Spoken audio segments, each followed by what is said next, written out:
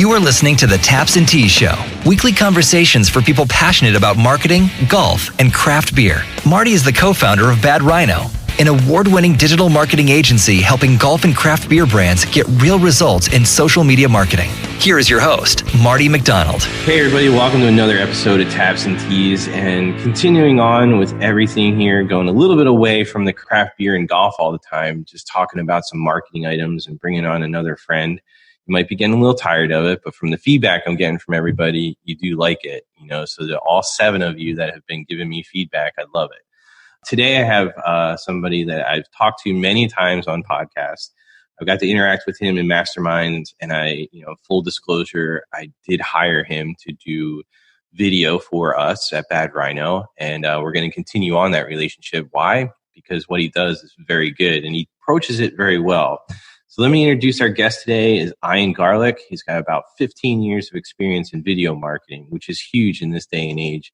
Not because it just is, hey, it's video stuff, but he's got the experience to actually help you get to where you want to go. And video is video. You can hire anybody, but Ian has the eye for it, and he can put it into a marketing context, which is huge because he uses cutting edge online video marketing really to help businesses collect and craft their stories, which is a huge part of marketing is storytelling. And Ian, he's got a great background. He's in Orlando now, but he bounced around a little bit, all the way from Milwaukee to New York. He's done real estate work. He's been in hedge fund. He's been a marketing consultant for a Fortune 100 company. But the big thing is all his experience in New York led him to create Authentic Web. He co-founded Authentic Web with his wife, who has great experience in some companies you'll definitely know. They're headquartered in Orlando, so I get to go visit him when I do some videos, which is awesome. But he's really known as a go-to video marketing and storytelling expert by businesses all over the world. He runs like crazy. He does great work, and he always follows up with his clients, which I can appreciate, and his team does the same thing. So without further ado, Ian, you ready to rock and roll on this podcast? I am. That was very inspiring. It made me feel good about myself. Oh, man, I did? Oh, yeah, thank you. You're welcome. Got fired up here. We're sitting in the middle of February and trying to get some things done. It's nice and rainy here in Pennsylvania. I don't know what it's like in Orlando. It's hot and sunny. It's always hot. It's always hot and sunny. Hot and sunny. So I know I just gave you a great intro, but tell us a little bit about yourself and anything I missed. I didn't miss much. We've been doing video marketing. I love doing video marketing. I love beer, and I loved golf. So I don't play much golf anymore. I still drink beer. So I love being here. Marketing, beer, and golf. It's like, what else? It's cool video. When we started doing this, right when YouTube was purchased by Google, is when I was like, this is going to change the world because people are going to be able to get their story out from people like nothing before. And we've been doing it for so long, and for a long time, people are like, oh, video. Yeah, kind of. Now it's finally like, now with everything that's happened, everyone's like, I have to do video. I'm like, oh, I've been telling you this for so long. So it's good to be here talking about it, and it's good to see it working. So I want to tell you a quick story. I don't usually bring in my agency, Bad Rhino, too much into the Taps and Teas part, but I want to explain something that I think you can appreciate because it happened, because of our work together. And I think this will illustrate some of the things I want to ask you.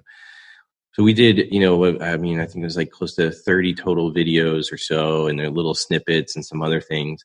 And we, had entered into, a proposal stage with a client, and I talked to one person, then I had to talk with another person on my team, about 10 people. And one person said, we don't have many questions for you. And I was like, oh, I'm like, all right, well, then what's the purpose of this meeting? And they're like, well, here's why we don't have many questions for you. I think we're going to go with you, but we watched all your videos on YouTube that you recently put up, and we feel like we know you guys. And that to me was like, I don't know if I'm ever going to tell Ian this, because next thing you know, I'm going to get, but it was funny because that was the whole purpose of it, right? And I think a lot of business owners go, well, why am I going to do all these videos like this and tell a story? And it's to get ahead of that, so you can let the videos do work for you if you put them in the right places. Oh, I love it. That gives me goosebumps because that's like my favorite thing to hear. And it's amazing. People are always a little skeptical of it, but when it's done right, and then people, they get that phone call like, I feel like I know you already. I'm like, that's Right. the best thing because it's nothing better. It's like a virtual referral, right? It's like your best friend, except they saw into your world. And what's funny is for every person that tells you that, there's like 5 people that won't say that they completely stalked you and watched all their videos. Right. Yeah, I know. And I've noticed it too. I mean, we have, I think one of the videos that we put on, and we have some ad dollars behind it, but it's like up to 8,000 views. And it correlates with the activity we have in our business. Like, it's not just, we're not just sending ad out to everybody, but at the same time, it's really interesting to see which ones, the Google algorithm kind of puts in there. And I don't want to get too technical, but, you put your core audience in there, the people you want to target, and then, the AI piece of Google will start serving up the ones that are being watched. And, the one that's being watched is like, oh, okay, cool. Like you kind of then can base your marketing more off the data, and you're feeding people what they want to hear. And it's correlated to leads and sales. So like I said, I don't normally talk about those things, but, I think it's a good lead into some other questions I have for you. Love it. Thank you very much. Yeah. I mean, you work with a lot of industries. Tell me a little bit, about the industries that you work with and how video works for, 1 or 2 of them.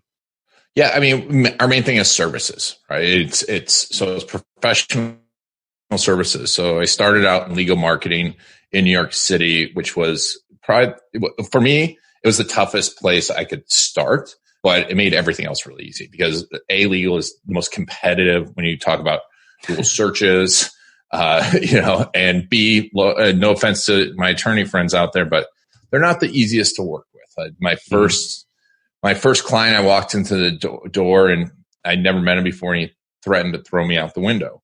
I'm like, hey, he was upset about something else, but so, but it service businesses.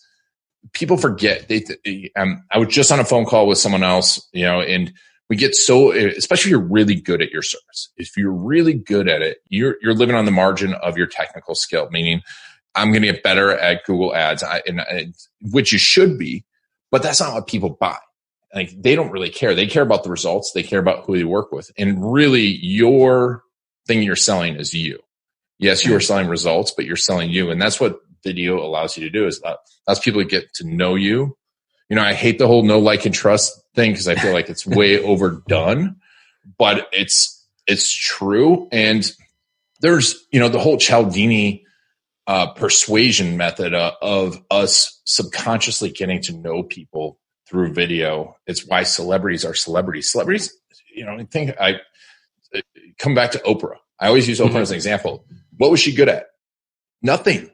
I mean, no offense to Oprah, but she was a talk show host, but we saw her over and over and over again. And now if Oprah recommends a book, it's the most popular book out there. If she says, oh, eat this, and she's brought a couple doctors that weren't really doctors to limelight because Dr. Oz.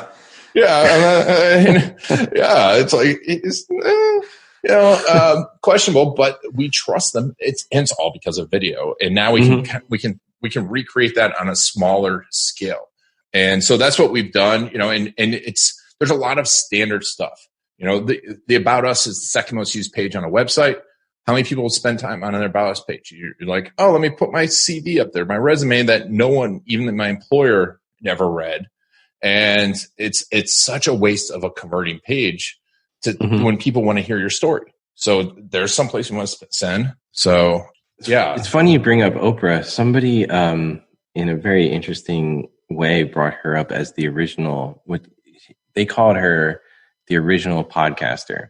And they framed it around what she did was take a talk show format, but how she did it was formulate like a personal brand into a podcast type format, which is kind of born out of it. Now, it's a stretch, but when you stop and think about it, when you compare it, and this was the context it was in, they were comparing it to how you build your brand using content like video and audio and things like that. And they use very similar like concept of what you're talking about, like bringing experts in or making experts out of people, and how powerful it was. I'll have to dig it up and send it to you. I read it like about a couple of weeks ago, and I thought it was a very interesting take. Just a random blog that was sent to me by somebody else, and I thought it was pretty cool. But you're right, like you create that authority, but people get to know you. I think is the most thing. Like everyone says, like, oh well, authority is key. Well, I think authority sounds weird sometimes, right? I'm the authority, you know. People just get to know you and keep it simple. You know, I love when I get comments on this and they're like, hey, I really appreciate it. It was short, sweet, but it gave me something that was a little bit fun. And also at the beginning, I got something out of it. And I'm like, okay, that's just the whole purpose of it. Like, yeah, you're not trying to like you don't go into the intent of creating a podcast or every single video that you do for the intent of getting a sale. I mean, if you go into it that way, you're going to have problems and you're going to come in as inauthentic. Yeah. And you want to be authentic about how you're telling your story. So as you like kind of progress through your video career, so before that guy wanted to throw you out, which you have to be a pretty big dude to throw you out a window. I was just thinking about that. I'm like, man, that would be a monumental task. Was Andre the Giant the lawyer? You know? I think he had some connected friends. Let's just put it that way. Yeah. Gotcha. So as far as like working on things, what's like the biggest objection that you hear about video? Like someone goes, yeah, but no. You know, so there's the objections. There's the proposed objection, right? That, oh, my audience won't watch video or something like that. 9 times out of 10, the real objection is I don't like the way I look. I don't like the way I sound. I don't know what to say. And those are the things that people say. But the people want that. They want that authenticity that we don't need to see it. You know, my worst clients, not worst, but the toughest ones for us to create compelling videos for are the ones that are practiced at really being on video because it comes across that way. It comes across as like they're selling something. Yeah. And I think like sometimes like I have to hold back like the passion piece. Like I'll get fired up over marketing or something. It's not even know that I'm right. You know, it's just knowing like you're trying to just make an impact and trying to like help more so. And you get fired up, you know, passionate about it. I know it works. And you're trying to just get somebody on that same level. And sometimes that comes across a weird way. And like I try not to swear on podcasts. I try not to, but it's like that you're just in there, but you're personable. Like that's me. Like, you know, that's me at times. Like everyone's like, you're pretty quiet and reserved most of the time. And I'm like, yeah, but that's because like I conserve my energy for the right times. Right. And then when you're going to get it, you're going to get it, so to speak, in a good way. Right. It's not a bad thing. And I think sometimes people, and I don't know if, and you could probably answer this better than I, but I feel sometimes people try too hard to either be one way or the other instead of just coming across and being like, yeah, I'm going to drop a couple F-bombs in here casually, not on purpose, but just because it's me. Yep. Not distinctly like some people do and then brag about it, right? I'm not going to mention that name, but you know, it's just being yourself, you know, and I think you get caught up with it. And I don't know whether it's culture, social media or whatever, when they do the video or they go to do that and you turn that camera on, you know, they're afraid to be themselves. And I'm imagining that's kind of what you're talking about, like where the objection comes in, correct? Yeah, I think they're afraid to be themselves. And, you know, the other big one that I get very frustrated with is, you know, they're afraid of how they look. They're afraid of how they sound. They're afraid of what their peers are going to think.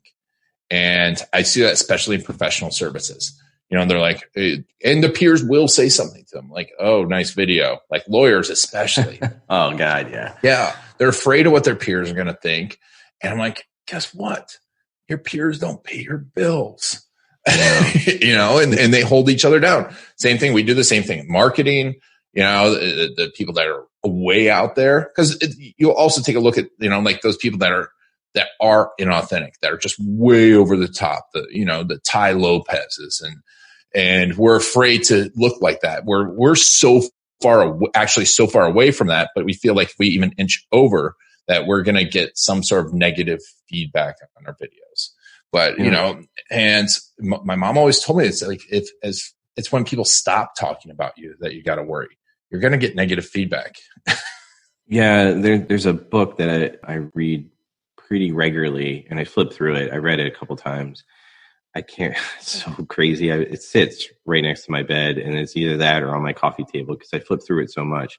And it's basically being unpopular is how you go against everything, right? And I'll put the link in the show notes and everything, and I'll send it to you, Ian, just to the link to it, just so you know. But it's written like 10 years ago. It's a while ago. And it's just being unpopular and how you kind of cut through it with your peers. Like if you're unpopular with your peers, you're probably a little bit more successful. Now, it doesn't equate 100%. Obviously, you still have to do good work. But it was talking about in your marketing, like you kind of push away more people and more people will come to you. And it has that concept. And when I look at, you said it, like I had a whole series. I still have it. I want to do short video clips. And it's basically making fun of CMOs. For 6 years, I've worked with quite a few. And they get in their own way. Not all of them, but majority of them do. And then they try and cater to both sides. And then it kind of defeats the purpose of the project or the goal of the business, right? And I've hesitated about putting these short little snippets, but I think everybody would love them, right? But I'm like, what do the other agencies think about that? Or what if like a CMO finds it that was considering us, like, and that all creeps in. And I'm like, no, I think they would actually like that, like in the back of my mind. But then you pause on it. You're like, yeah, I don't know if I want to do that. Yeah. And that's very interesting to me because I think that relates and what you said, I think is very, very true. Like people are concerned in professional services, whether you're an agency owner or an accountant or a lawyer, what are my peers going to think about this? What are they going to say about me? What are they going to do when I put it out there? And I think that's a very valid point. So, my favorite example of this is in Orlando here, John Morgan, personal injury lawyer. I mean, every attorney I know talks poop about him. I was about to swear, but he, because the guy, I don't know. Everyone says he's not a great attorney. And he was all over TV. He was one of the first ones to use TV. All his billboards are sometimes are everywhere. As soon as you said the name, I remember it. Yeah, exactly. You remember it. And there's not an attorney that says something. There's very few attorneys that say anything good about the guy. The guy has the largest personal injury law firm in the world. And it's because he didn't give two flying Fs about what other people thought about him. And he went out there and dominated and just put the stuff out there. And was in everyone's face. They're like, oh my God, he's a TV lawyer. And they like, I don't want to be one of those TV lawyers and I don't want to be that. And I'm like, what, you don't want to make $1 billion? Okay. And that's the thing that's holding 99% of us back is worrying what other people are going to say about it. And if you genuinely do good work for people, you should do, I don't agree with a lot with what Grant Cardone says, but the one thing he does say I agree with is if you genuinely do good work with people, you should do everything you can to get in front of those people and get them to work with you. Yeah, no, you're right. 100%. Hey, if you're enjoying what you're hearing on the show and want more, head on over to tapsandtees.info and get our free report with game-changing tips and strategies straight to your inbox. Just enter your info and stop being stuck with no marketing plan. So let's just say I'm a small business owner and I'm like, all right, I have a nice practice or I have a nice business, but I don't think I can necessarily afford video at this level right now. But they do have some technology and they have, really good, not just a phone, but they have an actual camera as well. And they have a microphone. They kind of know a little bit to actually set themselves up. What would you tell them to do is like to get kind of rolling and more comfortable and see how all this stuff works? Other than hire you is what I'm saying. I encourage people to do video themselves first because it's like you get it comfortable. The number one thing you can be doing is getting your customer stories.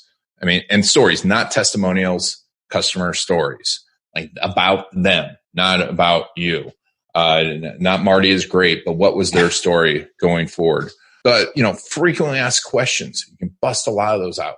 Welcome videos. When you were on Giants of Video, I've talked about this a lot because you talk about process videos. And we've talked about process videos before. And we do a lot of them for clients. But every single step in your process, you could be making a video for. Here's how to walk through our front door. Here's who you're going to meet. Here's, because if you're a doctor or a dentist or anyone professional service, people are nervous walking through your front door for the first time. and make them happy. Here, like you said, here's how to use my website. People don't know how to use your website. And I thought that was really, really smart. And it's a simple thing that you can do. I think the biggest mistake that people make in the video side of it is they get either way too technical with their service and they're talking about the technical parts of their service that no one cares about, or they get way too personal motivation. I'm going to be a thought leader right off the bat. And, I'm like, most people don't want to hear thought leadership right off the bat. That you look at Gary Vee and they're like, well, I want to be Gary Vee, so I want to do thought leadership stuff. I'm like, yeah, but he was spinning 20 years ago. He was spinning into a wine spittoon for 5 years, talking about wine, and he was and motivating people. But he's built up his audience that now they look to him for thought leadership, and he has to generalize it. Yeah, isn't it amazing though? Like I think, and it's cool because it's the evolution, and you've been around a while, I've been around for a while. And people forget where he started to get there, which is a testament to how well he's built his brand. But yeah, if you go back and you find some of those old wine library videos, you're like, oh my God, what is this guy doing? But it's intriguing enough because if you really liked wine, he was giving really good information. But you're like, whoa, this is pretty bad. And I think people forget that. Yeah, I know. I was just being nice there, Ryan. Well, I told him to his face because he was on my podcast. I went to his headquarters and I was like, dude, I remember being in New York because I lived in New York at the time, and we were wine library customers. And I got their first video, and I'm like, what is this? And it's like this dirty sheet, and it's like not even iron. Yeah, I forgot about the sheet. Yeah, and he's spitting in, and he's just like. He's all over the place in his ideas, but he got started and he did it and he did it, and he did it, and he didn't care. Yep. He just kept going. And he's just like, people are going to rip me and go from there. I think when they use that example to become a thought leader, and I was like, yeah, you should probably go back into, the other stuff because you'll see the actual progression. And if you're willing to do that, then you can become that because then you have the authority as we were talking about before, because you can show people like, here's the journey. Right. Yep. And you earn it, So I think it's a really interesting way to look at content. So in speaking of marketing, like what do you really hate about the marketing industry and what would you do to change something if you could? I know. Great question there. Right. Well, it's the catch-22 of people sell because you have to sell results, but it's the get rich fast people and cheap. And people go to the get rich fast and cheap people, and then they're like, marketing doesn't work. And I'm like, no, that's not how marketing works. Right. And also, the lie of scale. Like everyone's like, I've got to scale. And and they're 20 steps ahead, and someone's promising them scale right before they're even getting their like first 3 clients. I mean, those are the biggest ones. And then, I wish there was a better, like you've got lawyers who are, have to go to the bar, doctors who have to get their license, everyone has some sort of licensure, but marketing is this complex thing that can make or break a person's life. And, I was just looking at someone sent me a proposal from someone else. And at the top, it was like, because there's a place for creative, quote unquote creative. But when I see a company called creative, I'm like, you want to make money and someone's titling their company creative? Like, because to me, yes, you should be thinking about money first. How am I going to make money? And, and not how is this going to be really pretty and how many Instagram followers am I going to get? Yeah. And, there's a lot of frustrating scummy things out there that frustrate me about it. And then it's the flip side of it because businesses want everything to work right away, right now. And they don't get that it's 1-to-1 return on marketing. I mean, if I told you that you could invest in a stock today and I get you a 20% return, you'd be like, awesome. And like maybe next 2 years, you'll get a 20% return. You're like, here, let's go do it. But if I talk to, everyone's like, I want a 10-to-1 return on my marketing next week. I'm like, well, if I could do that, I would not be talking to you. I know. It happens and people show you it happening, but that's what the great thing I love about video is you will get a one-to-one return on video over the next year. Mm-hmm. And it'll live out there and you'll get, and for the next 3 years, you'll get a nice return, but it's not going to be like this. Oh my God, floodgates we can't answer the phone anymore. That does happen over the course of 6-7 years. It does. But you're right. But it's not going to happen tomorrow. And I think sorry. No. It's funny because, I'll just talk about it. So we had a client, like in e-com, and we're like a little bit over 4.5 return, right? Wow. And and it dipped down to like 3.5. And then they're like, we're going to change marketing agencies. And I was like, huh? And I was like, okay, whatever. They were emotional about it. They weren't really thinking about it rationally. And you can't really save that or talk rationally when they're emotional. So it's like, okay, no big deal. Like, if that's what you feel. Like, I'm not going to stop you. And I was talking to another friend that's in the mastermind group that we're in. And he's like, the best companies that do e-com or anything, 2 to 2.5 that's what they love.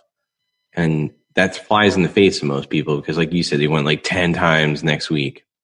Yeah. And the reason is like, just like your stock example, but you can scale 2.5 pretty quick. If you have a good product, don't get me wrong, you can't just sell crap. But if I just told you, hey, that's a nice $20 bill. If you hand me that $20 bill, I'll give you 40 back. And then if you hand me that another $20 bill, I'll give you $40 and $48 back. You would do that all day. All day. Every time. All day. That's 2 to 2.5 times roughly when you kind of break things down with cost, right? Yep. So why the hell would you not do that? You want 3x, 10x, etc. So before I go off the rails, because I don't want to take it in that direction, I really like those viewpoints because you can talk about that a while. I always like to bring that up because there's a lot of small business owners, craft brewers, and golf course folks that are trying to get things that are cruising, right? And they're like, yeah, well, we need to get 5x return. And I'm like, you talk about it, but the realities are like it's slow and steady and it's patience. And you'll get there because you just take the data, you find the data, and you keep moving forward. So we're sitting here in the middle of October in a pandemic still. And I've been asking this to everybody that comes on, like, what are you seeing? Like, anything new, anything crazy going on, anything wild, or what sort of trends are people moving towards on video? I mean, video, and people obviously are trying to figure it out, and they need to figure it out. And, there's more video consumption than ever. I'm definitely seeing, I'm all in on YouTube, and I think everyone needs to have YouTube because it's the next TV. We were out in Colorado, and we watched all of our TV on YouTube, right? Yeah. All in that for the house. And think of this opportunity there. And I think what's happened is more people than ever that were kind of so on YouTube have now completely embraced it. And it's one of those things. What's great about YouTube is it doesn't have all the negative stuff that you see everywhere else for the most part. It's like it's very tough to get in. I mean, unless you're reading through the comments aren't front and foremost. That's true. So I definitely see YouTube, and I think we're going to see a merge of TikTok's algorithm because that's the other thing is like, you don't really discover stuff on Instagram. You don't discover stuff on Facebook. It kind of pops up and if someone shares it, but that TikTok algorithm is, and I really think with the push to everyone's being like, oh, we're going to cancel it. We're going to block it, whatever. I think more people rush to it to be like, what's this thing that they're going to block? I need it. So I think having an understanding that testing ground for those types of stories into your bigger YouTube channel is really the way that people should be going, and testing a few messages over and over again so that when you make your YouTube video, then it's a lot of combined tested material. Daniel Harmon Brothers, we were talking about that, and that's what they're doing with Facebook. They test every little thing on Facebook, and then they make the YouTube video. And I think we'll see a lot of that in TikTok. And and obviously people are trying to figure out events. And I think virtual events are going to change. And it's one of those things that people need to embrace, the idea of short form episodes, short form virtual events. Perfect example. My son goes to grade school and he can watch YouTube videos all day long. The second he gets in front of his grade school teacher on a computer, he's freaking out. And you're like, well, he's 7 years old. I'm not 7. I'm like, yeah, at heart, we're all 7 years old. And, and figuring that out, big companies need to figure that stuff out. Small companies do, but virtual events are here to stay, and figuring out like short form interactive content, playing around with that whole thing, like I was talking about, and then putting it in front of people for short terms, little boost, maybe even it comes to events where events are 7 days. Like I do a Giants video, but it's like little things throughout the day. And instead of let's sit down in front of the computer and watch an event for 8 hours. I think the same thing is like on those events is breaking them up. And I mean, I could talk about this for a while, but like it's almost breaking it up into like what in marketing world we always said is just like your pillar content, and your event is now 365 days a year, but you have to think about your event that's broken up like that, because no one is going to sit down there for 8 hours and watch your whole event. They might do 2 hours, they might even do 4 hours, but asking them to spend a whole day in a giant event for a one time and then actually have the same types of results, you're going to have a challenge that way, because if people are working from home and they have kids and all the other things, it's going to be difficult to actually have a good experience. Yep. Yeah. And the events work because of the content, but because of what happens outside the event. We were talking about that before. It's like, it's all, the biggest value happens outside of there. And how can we replicate that and make it more spontaneous? And I'm just, we're all trying to figure it out, but I think the smart companies are going to be the ones that win are going to be the ones that test a lot of that stuff out and don't stick to old event methods for online events. Yep. No, 100% correct. So I know you drink beer. I know you like golf. We'll start on the beer side, and then you can talk a little bit about golf as we close this out. So favorite beer right now, or in the last like 6 months or so? Anything stand out? I like brown ales. I do. So, brown ales and, the Anchor, it's coming down up time for like the Anchor Steam celebration time. Like I forget what their seasonal one is, but I love that beer. And, those have been my standouts.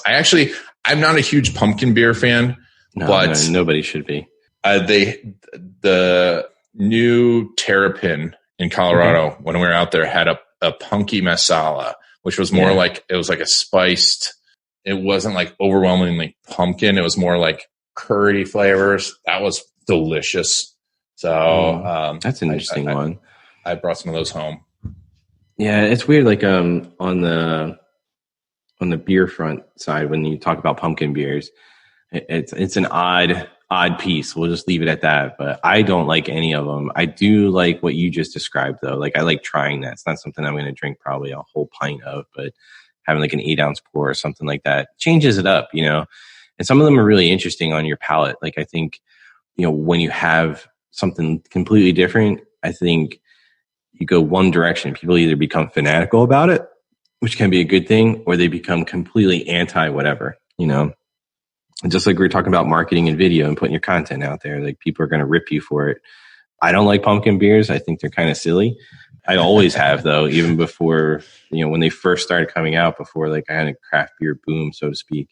But that's just me. So I know you're struggling with your golf game. You told me that before we got on this thing here. So was that just your back? Yeah. Back. Yeah. Four herniated discs. So that'll do it, dude. Yeah. That'll do it. I think some of it actually comes back from my old, like when I was a kid and like I first started playing golf, because I had that big, like way follow through, could whack the, like I was past vertical, my backswing. And then, and then the same way through. And I think hitting buckets and buckets and buckets of balls, doing that probably didn't help. Yeah. I mean, especially, but you probably liked the results like back then, because they're probably balls going a mile. Yeah. 360 yards. Yeah. Back then. Sometimes it would go straight too. That's always a bonus. Well, cool. Well, do you have like a favorite golf moment or a favorite course that you ever played on? You know what's an amazing course? It is is it Whistling Straits in Kohler? Is that the name of it? Yep. In Kohler, Wisconsin. I love that course because it's like this whole combination of target golf, but still link style. It is freaking hard. Yeah. That's definitely one of my favorites.